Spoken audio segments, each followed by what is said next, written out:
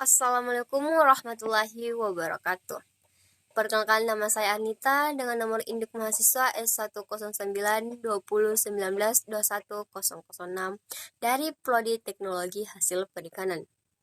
Di sini saya akan memenuhi tugas final dari mata kuliah Bioteknologi Hasil Perikanan oleh dosen pengampu yaitu Ibu Javiana Soekani Sofyan SSI MSI.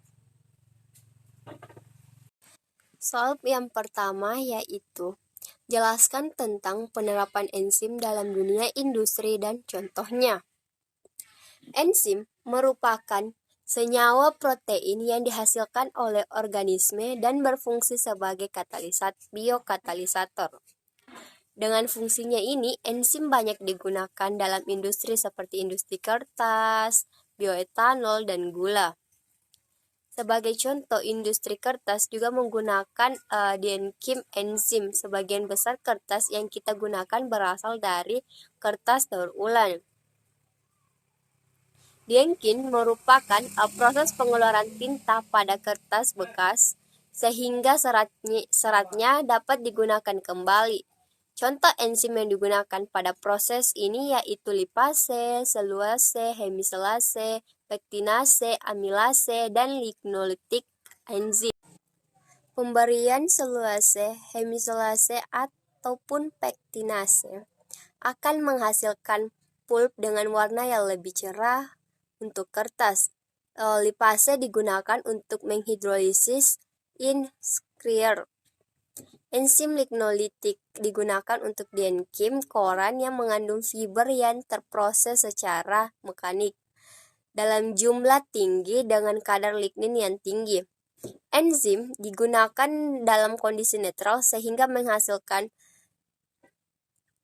CO yang rendah. Mekanisme dari enzim-enzim ini yaitu enzim mengikat tinta dan menyerang debonding fiber selama proses pulping melalui aktivitas katalitik. Pada prosesnya, enzim dapat menghidrolisis secara parsial dan depomersial molekul selulosa pada permukaan fiber, kemudian meningkatkan fibrillation. Selanjutnya, enzim dapat menghilangkan beberapa fibrin dari permukaan fiber, serta terjadi pelepasan partikel tinta. Pertanyaan yang kedua yaitu jelaskan tentang penerapan bioteknologi dalam bidang pangan dan contohnya. Penerapan bioteknologi di bidang pangan sudah lama dilakukan oleh manusia. Dalam bidang pangan, bioteknologi digunakan untuk mengubah atau meningkatkan nilai tambah bahan pangan.